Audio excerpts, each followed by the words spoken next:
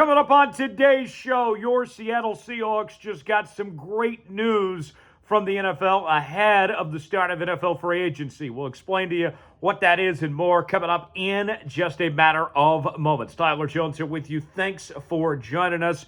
Before we go any further in today's show, folks, got a little challenge out there for the 12s. We are just around 50 subscribers away from reaching 63,000 here on the channel. And Chase Sr. of the 49ers Report, he was talking smack and he said, Tyler, there's no way you guys are going to get there today. And he said, we're going to gain 100 subs on our next video. You guys will be lucky to gain 20. You're not getting to 63 today. I said, today is the day. So if you want to prove Chase wrong, if you want to stay subscribed for the latest happenings on your Seattle Seahawks all offseason long, from daily news and rumors to live shows, breaking news, Q&A mailbags, and more, you got to be subscribed. Subscribe now for free. Stick it to Chase and the 49ers Report, and we'll get started with today's show.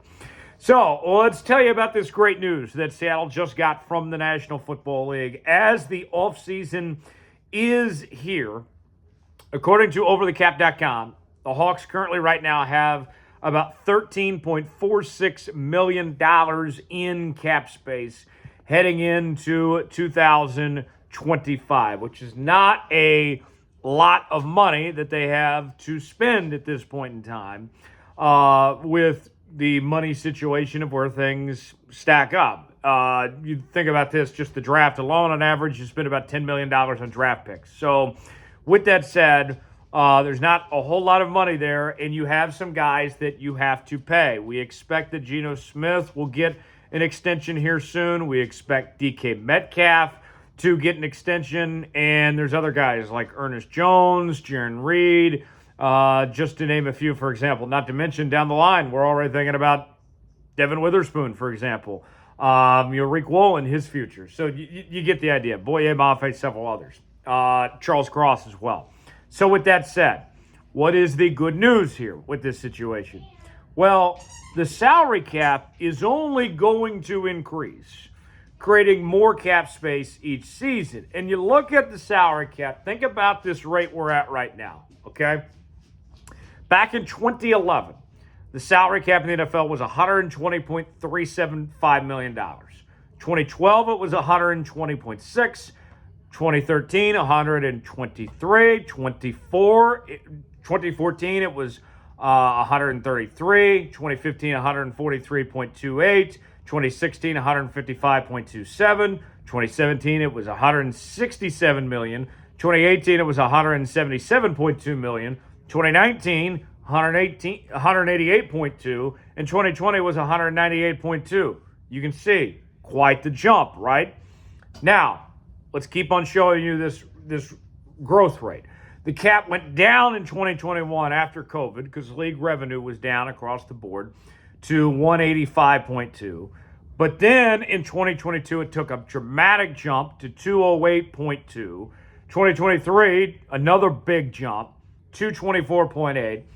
And then 2024, another big jump, 255.4.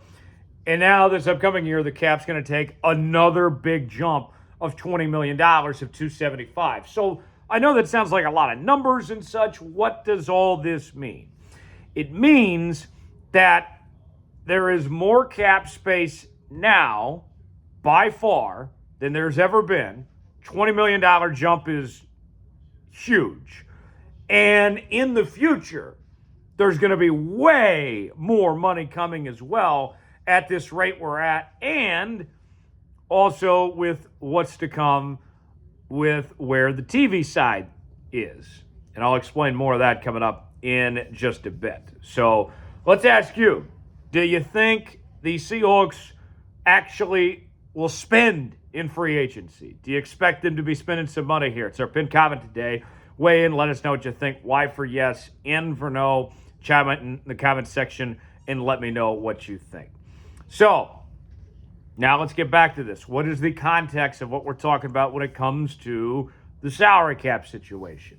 Of this exploding salary cap. We told you the numbers. Now, where do things go from here? Brett Coleman, he said this on the exploding salary cap. The salary cap is going to explode again, and it's all because of this change in how Nielsen measurement ratings. Starting this year, they are leaning into using data directly from smart TV manufacturers to measure viewing habits in addition to traditional at-home panel methods. This means NFL ratings, in particular from Sunday Ticket on YouTube, are going to be more accurately measured.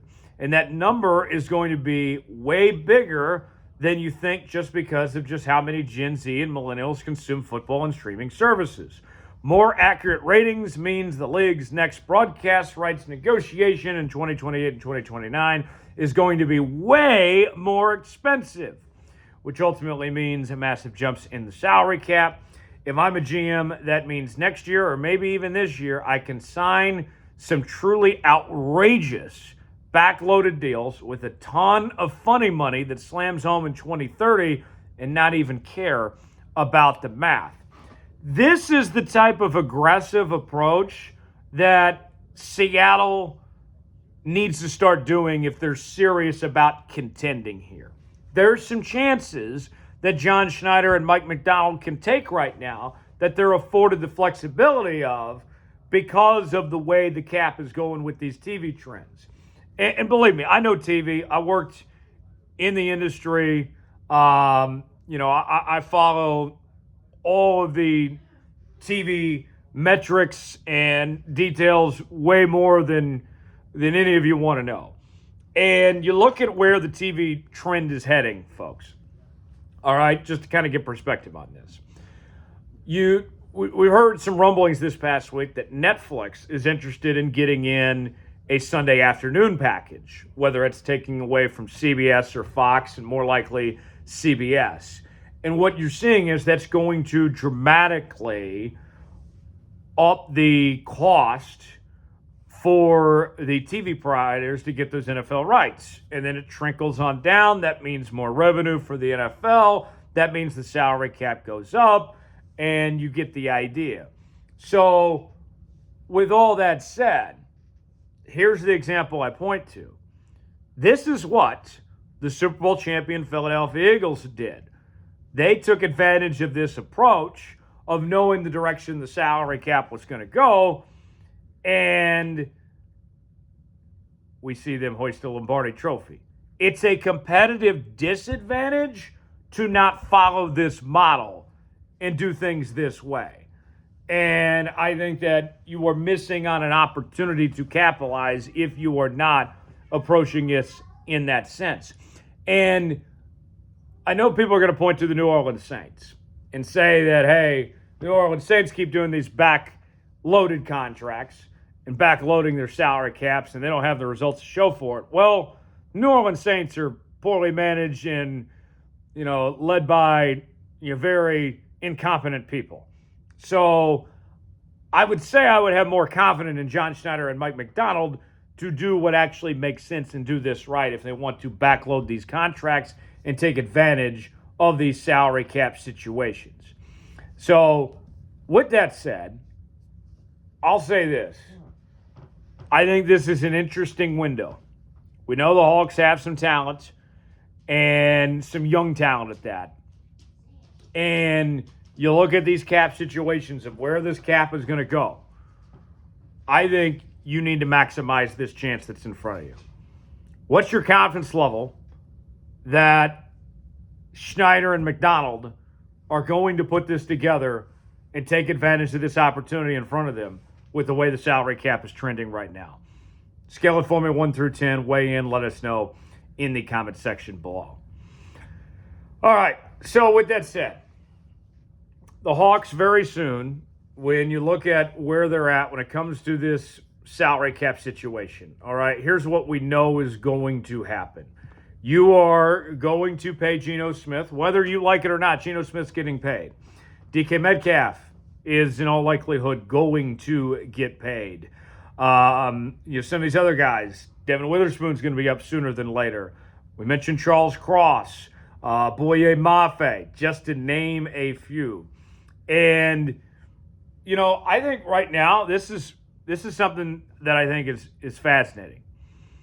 You fast forward to 2029, I don't even have to care about the salary cap outlook And 2029 is not that far away, folks. All right? You think about where this is at with how this is escalating of where it's going.